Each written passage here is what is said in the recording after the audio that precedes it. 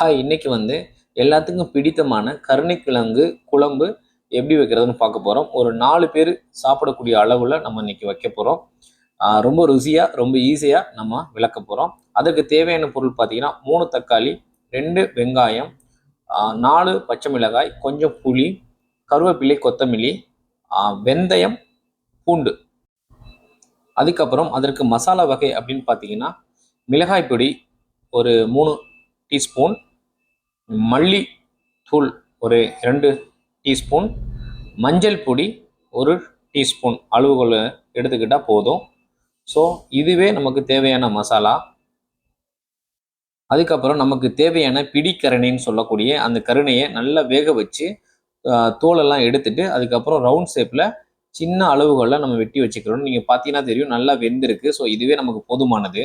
So இந்த பொருளெல்லாம் நம்ம முன்கூட்டியே எடுத்து வச்சுக்கிறோம். அதுக்கப்புறம் வழக்கம் போல் சில்வர் பாத்திரமாக இருந்தாலும் சரி, மண் பாத்திரமாக இருந்தாலும் சரி, நல்ல சட்டி காஞ்ச பிறகு நம்ம எண்ணெயை ஊற்றிக்கிறணும். ஸோ எண்ணெய் ஊற்றி அது கொஞ்சம் ஹீட் ஆகணுன்னு வெந்தயத்தை முதல்ல நம்ம தூவி விட்டுறணும். ஸோ நம்ம எடுத்துருக்க வெந்தயத்தை மெதுவாக தூவி அந்த வெந்தயம் கொஞ்சம் சிவப்பாக மாறினோடனே நம்ம பச்சை மிளகாயை ஆட் பண்ணிக்கலாம்.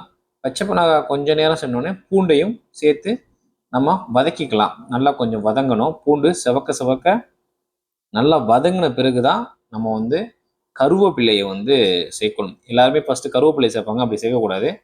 பூண்டு பச்சை மிளகாய் சேர்த்த பிறகு தான் நம்ம கருவேப்பிலையை சேர்க்கணும். ஸோ அப்போ தான் அந்த கருவேப்பிலை கறியிடாமல் இருக்கும். அதன் பிறகு வெங்காயத்தை சேர்த்துக்கலாம். வெங்காயத்தை சேர்த்து வெங்காயம் நல்லா வதங்கிடணும். ஃபுல்லாக வதங்கின பிறகு தான் நம்ம தக்காளியை ஆட் பண்ணணும். அதுக்கப்புறம் தேவையான உப்பு. நம்ம ஃபஸ்ட் டைம் நம்ம கருணக்கிழங்கு குழம்பு வைக்கிறோன்னா கொஞ்சம் நமக்கு ஏற்ற மாதிரி கொஞ்சம் கொஞ்சமாக உப்பு சேர்த்துக்கலாம், ஒன்றும் பிரச்சனை கிடையாது. அதுக்கப்புறம் நல்லா வெங்காயம் மசிஞ்ச பிறகு நம்ம தக்காளியை சேர்த்துக்கிறணும். தக்காளி நல்லா கிண்டி விட்டுறணும். ஒரு 2-3 தடவை கிண்டி விடுங்க. ஸோ உப்பு உடனே நீங்கள் சேர்க்க வேணாம். ஃபஸ்ட் டைம் நீங்கள் சமைக்கிறதுனால கொஞ்சம் கொஞ்சமாக சேர்த்துக்கிறீங்க உப்பு. ஸோ தக்காளி வெங்காயம் நல்லா மசிஞ்ச பிறகு மஞ்சத்தூளை சேர்த்துக்கிறணும். மஞ்சத்தூளை சேர்த்து கொஞ்சம் நல்லா கிளறி விட்டுறணும். நல்லா கிளறினப்பட்டு அதுக்கப்புறம் மல்லித்தூள். சில பேர் என்ன சொல்லுவாங்க, எல்லாம் தண்ணி ஊற்றிட்டு அதுக்கப்புறம் தான் அந்த மிளகாய் பொடியெலாம் சேர்ப்பாங்க. அப்படி சேர்த்திங்கன்னா அந்த டேஸ்ட் உங்களுக்கு கிடைக்காது. ஸோ மல்லித்தூளுக்கு அப்புறம் மிளகாய் தூளையும் நம்ம சேர்த்துக்கிறணும். சேர்த்துட்டு நல்லா கிண்டி விடணும்.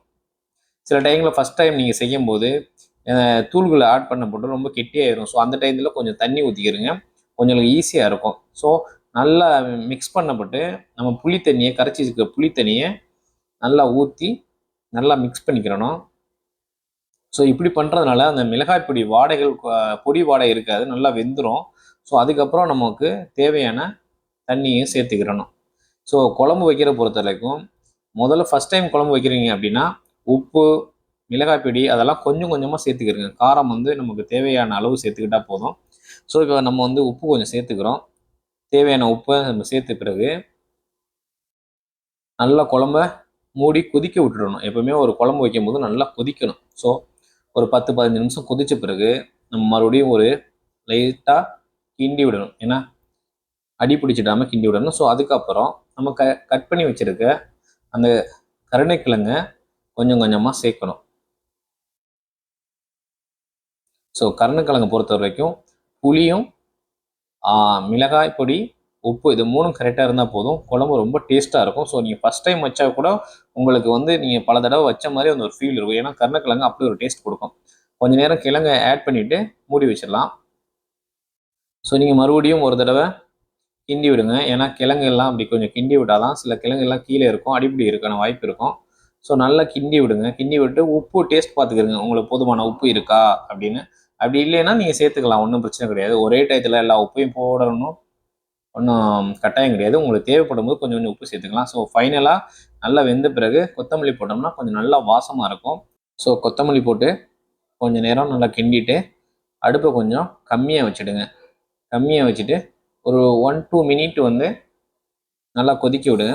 அதுக்கப்புறம் நீங்கள் ஆஃப் பண்ணிவிடுங்க. ஸோ நீங்கள் ரைஸ் போடும்போது கொஞ்சம் லைட்டாக சாப்பாடு நல்லா குழஞ்ச மாதிரி, ரொம்ப குழையக்கூடாது, லைட்டாக குழஞ்ச மாதிரி வைங்க. அப்போ தான் நமக்கு அந்த சாப்பாடு அந்த டேஸ்ட்டு கிடைக்கும். கண்டிப்பாக உங்களுக்கு ஒரு யூஸ்ஃபுல்லான வீடியோவாக இருக்கும். கமெண்ட் பண்ணுங்கள், லைக் பண்ணுங்கள், ஷேர் பண்ணுங்கள், சப்ஸ்கிரைப் பண்ணுங்கள். நன்றி, வணக்கம்.